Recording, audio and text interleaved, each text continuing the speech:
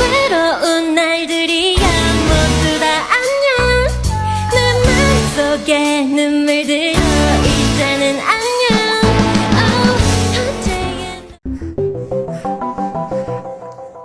Assalamualaikum warahmatullahi wabarakatuh. Perkenalkan, nama saya Walmahajul Jannah, NIM A501220008. Baik, saya di sini akan membawakan materi perkembangan berdasarkan ciri biologis. Perkembangan ini berat kaitannya pada gejala-gejala perubahan fisik anak atau didasarkan atas proses biologis atau pertumbuhan tertentu. Aristoteles, seorang pakar ahli, mengemukakan perkembangan manusia dari sejak lahir sampai usia 21 tahun terbagi atas 3, yaitu yang pertama fase anak kecil di mana usia 0 sampai 7 tahun, yang kedua fase anak sekolah di mana anak berumur 7 sampai 14 tahun, yang ketiga ada fase remaja atau disebut dengan pubertas, yaitu di mana usia 14 sampai 21 tahun. Baik, pada proses perkembangan ada konsep biologis. Konsep biologis tersebut terbagi atas 3. Yang pertama, fase parental. Yang kedua, fase infansi. Yang ketiga, fase babyhood. Dan perkembangan juga memiliki konsep didaktif. Konsep didaktif ini merupakan dasar yang digunakan untuk menentukan pembagian fase-fase perkembangan dan cara mendidik anak pada masa-masa tertentu. Selanjutnya ada fase perkembangan berdasarkan tingkat usia dan tingkat bahasa. Usia 0 sampai 6 tahun disebut sebagai fase sekolah ibu. Usia 6 sampai 12 tahun disebut sebagai periode sekolah ibu. Usia 12 sampai 18 tahun disebut sebagai sekolah bahasa Latin, dan usia 18 sampai 21 tahun disebut sebagai fase sekolah pengembaraan. Perkenalkan, nama saya Alia dengan NIM A501220026.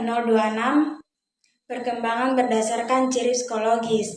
Ciri psikologis digunakan sebagai landasan dalam menganalisis tahap perkembangan, mencari pengalaman-pengalaman psikologis yang khas bagi individu pada umumnya, dan digunakan sebagai masa perpindahan dari fase lain. Oswald Crouch memandang bahwa pada anak-anak umumnya adalah pengalaman keguncangan jiwa yang manifestasikan dalam bentuk sifat keras kepala.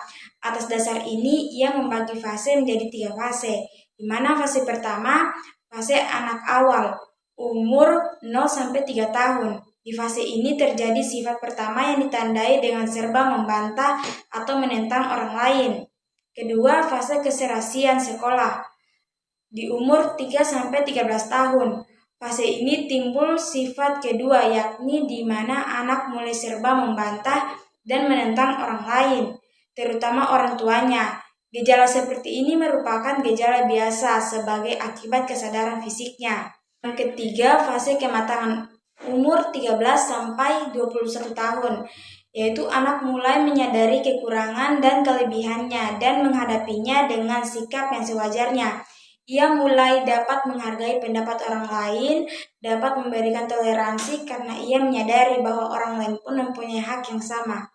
Perkembangan berdasarkan konsep tugas perkembangan. Tugas perkembangan adalah berbagai ciri perkembangan yang diharapkan timbul dan dimiliki setiap anak pada setiap masa dalam periode perkembangannya. Assalamualaikum warahmatullahi wabarakatuh. Perkenalkan, nama saya Muhammad Nur dengan stambuk A501220006. Baik, saya lanjut, yaitu Robert J. Havegood, yaitu pertama masa bayi dan kanak-kanak umur 0 sampai 6 tahun. Yang kedua masa sekolah atau pertengahan kanak-kanak umur 6 sampai 12 tahun. Yang ketiga masa remaja umur 12 sampai 18 tahun.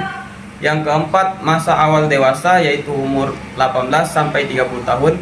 Yang kelima masa dewasa pertengahan umur 30 sampai 50 tahun. Yang terakhir masa tua umur 50 tahun ke atas. Selanjutnya tugas perkembangan manusia dalam Islam.